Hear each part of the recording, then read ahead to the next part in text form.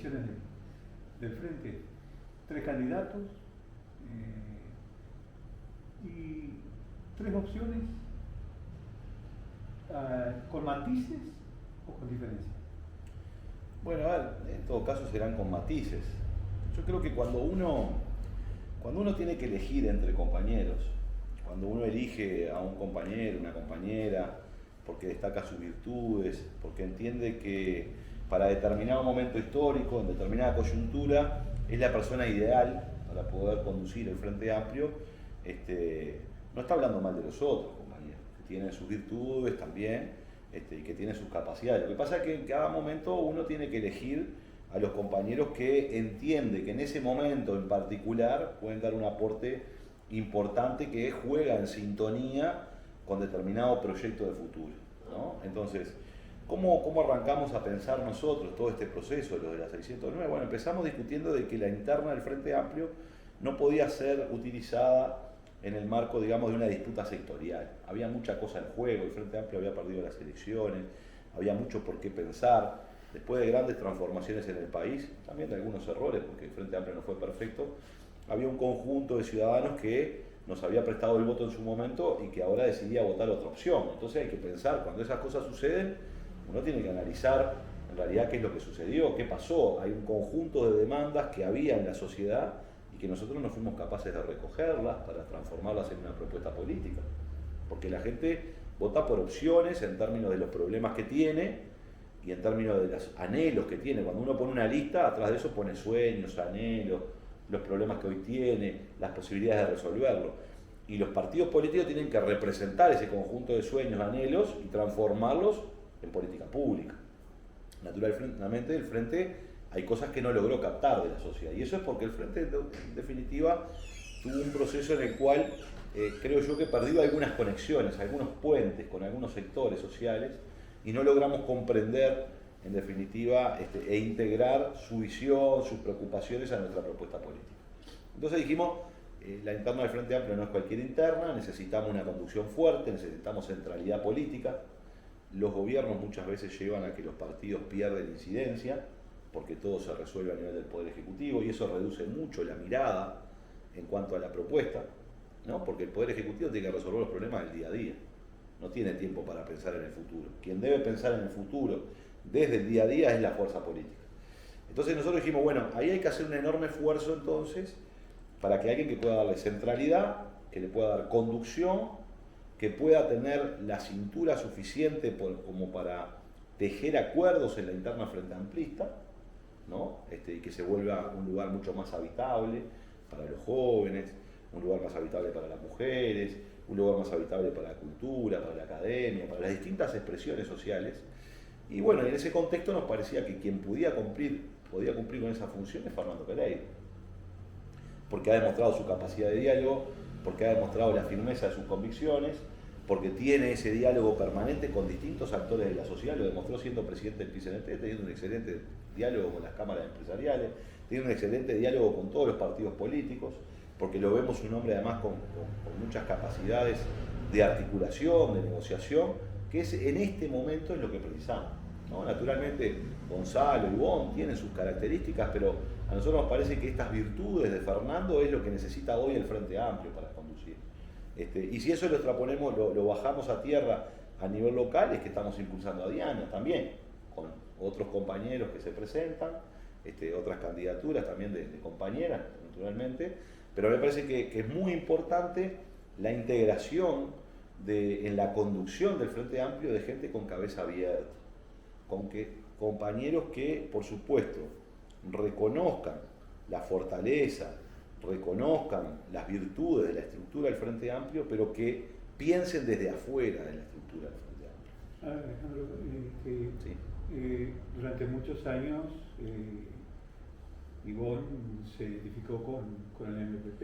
Sí. ¿Por qué hoy Ivonne no y Fernando sí?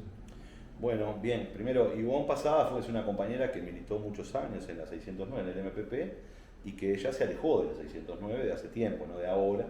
Es una compañera que al finalizar la legislatura pasada decidió retirarse por determinadas diferencias políticas con nosotros, y se retiró y se transformó en una militante independiente del Frente Amplio, ¿no? Entonces, nosotros creemos que Fernando tiene la capacidad de articulación suficiente que quizás Ivonne no tiene, ¿verdad? Más allá de su experiencia, de su trayectoria, por supuesto, de su compromiso frente amplista, pero nosotros entendimos de que también hay una cuestión importante, y es, para conducir una fuerza política como el Frente Amplio uno tiene que tener amplios apoyos. Y Fernando Pereira recoge un conjunto de amplios apoyos que da garantía de centralidad y conducción. Y cuando digo centralidad, digo la posibilidad de tomar decisiones. Muchas veces el Frente Amplio, lamentablemente en el último tramo de la presidencia de Miranda, tenía dificultades para tomar decisiones. Tenía dificultades para de alguna manera discutir democráticamente y luego tomar una decisión que encolumnara a todos los frente amplistas atrás. Bueno, eso requiere justamente una correlación en fuerzas internas. Ese fue el recorrido que nosotros hicimos. En principio habíamos pensado en Carámbula. Carámbula después por otras circunstancias personales y políticas decidió no presentarse. Y bueno, y luego surge el nombre de Fernando Pereira, que no es un nombre que inventó nuestra organización, sino que surge de Frente Amplistas Independientes, surge de otros sectores y ha recogido un amplio apoyo. De hecho, yo creo que, sin desmerecer las otras candidaturas, Fernando Pereira creo que es el candidato favorito, digamos, en esta elección. Y eso habla justamente de que los frente amplistas de a pie, los frente amplistas de base, los frente amplistas del interior, los frente amplistas que no están adentro de la estructura y los que están adentro de la estructura, entienden y ven las dotes de liderazgo que puede tener Fernando para esta etapa particular del Frente Amplio. Ahora, históricamente se hablaba, recordará que el Frente Amplio iba por lo programático, que le ponían una heladera y que era lo mismo, porque en definitiva lo más importante era el programa. Pero es indiscutible que el liderazgo de Tabaré Vázquez en su momento, el de Pepe Mujica, fueron claves. El mismo Danilo Astori en su momento también. ¿Ves ese liderazgo en Fernando Pereira? Y eso es lo que busca en definitiva, porque mucho se cuestionó desde el Frente Amplio y desde la izquierda, los partidos tradicionales, porque muchas veces elegían el liderazgo, el caudillismo, y hoy parece que el Frente también, a la luz de los acontecimientos, una cosa era con Tabaré Vázquez, con Mujica, con liderazgo, como que la gente misma, el militante, eso precisaba de esa figura central, de esa centralidad que tú hablabas en algunos otros aspectos, pero también esa centralidad de una figura como catalizadora de todo lo que significa el Frente Amplio, más allá del programa que, como tú decís, también apunta a la unidad también de la fuerza, ¿no? A ver, yo no creo que sean contradictorios, digamos.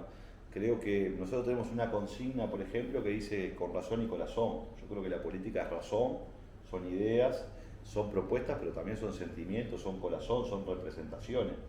Y entonces, naturalmente, las ideas, las propuestas, luego también se encarnan en personas concretas, ¿no? Porque uno no se enamora de un programa solamente, sino que en realidad hay alguien que lo sintetiza, que lo transmite rápidamente, que la gente identifica cierta confianza para con ellos, ¿no? Que son figuras que son populares, que son conocidas, que son queridas, que sintetizan un conjunto de ideas y de valores y de principios. Y yo creo que los liderazgos no se decretan, ¿no? El liderazgo de Líber Seregni fue un liderazgo de un momento histórico, particular, de la creación del Frente Amplio, de una mirada larga, de la construcción de una herramienta política, de la generación de esa colcha de retazo transformada en un partido político con opciones reales de gobierno. Mire, yo nací en el año 80, Tabaré Vázquez fue intendente de Montevideo en el año 89, mi padre estaba muy feliz, era la primera vez que el Frente Amplio ganaba una elección. Y cuando eligieron a Tabaré Vázquez no lo conocía el Uruguay, ¿no? Pero venía un hombre que había estado en la Comisión de Finanzas, de la Comisión Pro Referéndum en contra de la ley de caducidad, un hombre que venía de un barrio muy popular, vinculado a un club social de ese barrio que era el Arbolito, que luego fue presidente del Club Progreso y logró hacerlo campeón del uruguayo en ese momento, ¿no? Es decir, alguien que tenía ciertas virtudes, pero que lo que necesitaba era una plataforma, porque las personas solas no logran nada, ¿no? Las personas son en la medida en que haya un conjunto de compañeros, una plataforma que los potencie, que les dé elementos, que les dé ideas, que les dé argumentos. Y lo mismo podemos decir de Mujica. Mujica tenía las mismas ideas que tiene ahora y la misma forma de hablar en el año 1989 de lo que tuvo en el año 2009. Pero en el año 1989 había un contexto histórico determinado que hacía que nuestra opción política, por ejemplo, la de la 609, que se fundó en el año 89, fuera minoritaria dentro del Frente Amplio. ¿Verdad? Porque la 609, que se crea en el año 89, alcanza un diputado, 2 diputados y un senador en el año 89. Y hoy la 609 tiene 23 diputados y 5 senadores. ¿Verdad? Y Mujica, las ideas de Mujica y lo que representa ese tronco como uno de los troncos de la izquierda, bueno, en el contexto de la década del 90, en el contexto de la década del 2000, ese discurso, esas opiniones empezaron a generar mayor adhesión en la sociedad. ¿Qué quiero decir con esto? Yo recuerdo en su momento, particularmente viniendo de la 609, frente a la muerte de Raúl Bebe Sendic, muchos anticipaban, bueno, que se terminaba una de las miradas, digamos, nacional, popular, de la izquierda, de la que nosotros representamos. No, pero surgieron nuevos liderazgos. Siempre surgen nuevos liderazgos. Lo que nosotros estamos en contra es, en todo caso, tenemos una mirada crítica, es en comparar liderazgos con candidaturas. A veces los liderazgos son candidatos también, y otras veces los liderazgos no son candidatos. Líber Seregni siempre supo que no iba a ser presidente, pero era el líder indiscutido del Frente Amplio. ¿Por qué? Porque estaba armando una fuerza política de la que hoy en el mundo muchas veces la quieren igualar. Está lleno de Frente Amplio en América Latina, ¿no?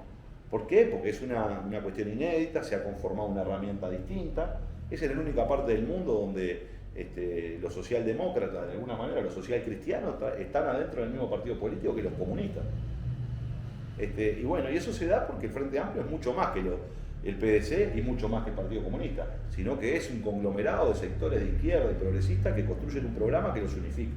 Y ese armado, esa estrategia política, necesita de liderazgos. Entonces creo que el problema en todo caso de la crítica es esta idea de que todos tenemos que ser candidatos, es como que todos tenemos que ser Luis Suárez. Y para que Luis Suárez haga goles, o para que Maradona haga goles, o para que Messi haga goles, hay 10 jugadores en la cancha. Cada uno tiene una función. Hay una respuesta muy interesante de Wilson Ferreira Lunate, por ejemplo, alguien al cual yo admiro por sus posiciones en determinado momento, no siendo de mi partido, por supuesto. Y Wilson dice una cosa clara: hay quienes quieren ser importantes, esos son los candidatos, ¿no? Y hay quienes quieren ser útiles a la patria, esos son los líderes. Bueno, tenemos que contribuir a los que quieran ser útiles al país. Y bueno, yo creo que en este escenario nosotros estamos tratando de construir un liderazgo que será colectivo, naturalmente.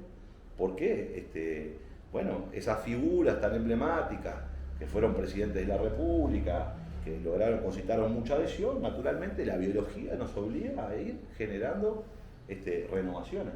Y bueno, y las renovaciones se hacen de esta manera, con nuevas ideas, con nuevas propuestas y generando escenarios para que la gente conozca también a nuestros compañeros. Yo creo que el Frente Amplio tiene muchos compañeros, ¿no? Está el Boca Andrade, está Mario Vergara, hay compañeras como Cristina Lustenberg, por nombrarte alguna de mi sector, Betiana Díaz, Lucía Echeverri. Hay muchos compañeros que están tomando la posta y que lo están haciendo muy bien y que tienen experiencia de gestión. Carolina Cose, Yamandu Orsi.